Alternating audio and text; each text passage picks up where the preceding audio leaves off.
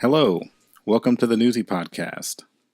As you can see, this time we actually have video, if I can put my finger in there. Um, yes, welcome to the Newsy Podcast. This is Kevin, and today we're going to be talking about things you don't do when you're trying to win an election in Texas. Now, this story is about Beto O'Rourke. I don't know if you've heard of him. He is the congressman over El Paso and a few areas around that. And also, he decided to run this year against Ted Cruz for the Senate. So, as you would imagine, just like with Wendy Davis, there's been a lot of fanfare in the media. Everything he does is just so great. And he has these wonderful little nicknames. They call him Beto. He's for they're trying to bring out the Hispanic population for this gentleman. And he's basically been a backbencher in the Congress for a long time, trying to play the role as the centrist. And, wouldn't you know, the media seems to be going along with everything that he's doing. Every video he comes out with that seems to be organic. It just manages to go viral and all these other things. Well, just like a lot of so called centrist Democrats, they tend to expose themselves after a certain amount of time. And I mean, this guy's exposed himself again and again, and this is just one story of him exposing himself. Now, this story is actually out of the Washington Free Beacon, and let me bring that story up. And the story is titled Texas Dems Call for Decriminalizing Border Crossing.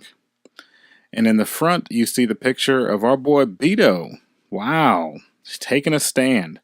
The story starts out, crossing the border illegally should no longer be a criminal matter. 3 Texas Democrats running for national office said over the weekend. Senate candidate Rob O'Rourke, gubernatorial candidate Lupe Valdez, and you might not know this, but the gubernatorial candidate in Texas, Lupe Valdez, she actually, the thing with her is that she lost her weapon. She was the sheriff over Dallas County, I think it was Dallas County. And when she went to leave office to run for governor against Greg Abbott, she lost her weapon. Her weapon was not returned, and that's since become a pretty decent story. Now, the mainstream media actually is covering that for some odd reason. I can't figure out why. Anyway, moving on. And House candidate Veronica Escobar all backed the proposal, the Huffington Post reports. Illegally crossing the border is currently a criminal act under federal law with an associated fine and maximum of 6-month jail time for the first offense. The Trump administration took advantage of this fact in its zero tolerance policy, which required U.S. attorneys in the border states to change to charge every violator criminally rather than waiving prosecution and immediately deporting. The Escobar, who is expected to win the House seat in El Paso, the case for decriminalizing comes down to not treating immigration as a crime. Now, these Democrats they will expose themselves if you give them time, even the centrist ones, because they'll talk the big game about I'm just middle of the road. I'm just a good old boy and I'm just standing up for the people. But when the rubber meets the road, you'll see that they're for lawlessness. And, they think this is going to play in Texas. It might play in Beto's old district where he was a backbencher in the Congress, but now he's running for the Senate. And it's just not going to play. And as far as the gubernatorial election is concerned, Lupe Valdez knows for sure this isn't going to play. So,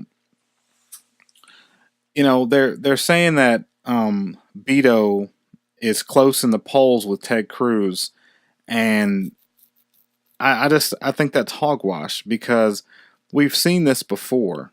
We saw this when Wendy Davis ran last time for the governorship, and she was completely blown out. And it mainly had to do with the fact that, even Democrats in Texas, by and large, the Hispanics that are Democrats aren't for abortion. And that's what turned them off. Now, I will say this: Beto's got a decent issue in a lot of the big cities in Texas, and also in southern parts of Texas, and his district out in West Texas.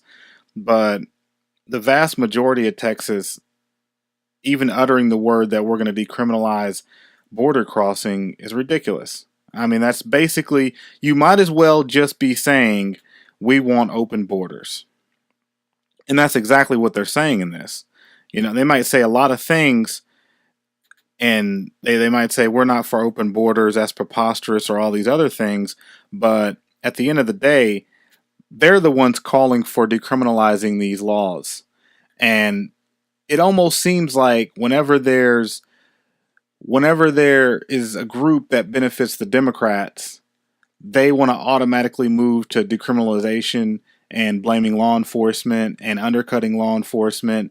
And then when it comes to people associated with Trump or people around Trump or Republicans in general, they want to use that same law enforcement to go after these Republicans for most of the time absolutely no reason, or actually they'll even dig deeper. They'll let Hillary Clinton delete thousands of emails and just throw their hands up and say, well, they didn't find anything. She's completely innocent. She had no intent, as Comey said. But when it comes to Republicans, oh yeah, we'll nail their butts to the wall for any little thing. And this is just another example of a two-tiered legal system that seems to be developing in this country. The two-tiered legal system is you have one rule for people on the right side and another rule for people that happen to be on the left side of the spear. Now, that's not just in law enforcement, that's not just in government, that's also in social media. You see that with people's posts and people being banned, like Alex Jones, from all the places he was banned from. You see that from the stories I'm going to do in the next couple days about MasterCard and Visa and other people trying to put people on the right side out of business, or saying they won't do business with them, while if someone on the left were to go into a cake shop and say they wanted a cake made, they would be jumping up and down. They would be finding judges, and they would find a judge that would say you have to bake the cake. So this is just another example of Democrat lawlessness, and it's just ridiculous. And we can't have this in this country. And we got to get back to a system where the scales of justice are even. We don't have that right now.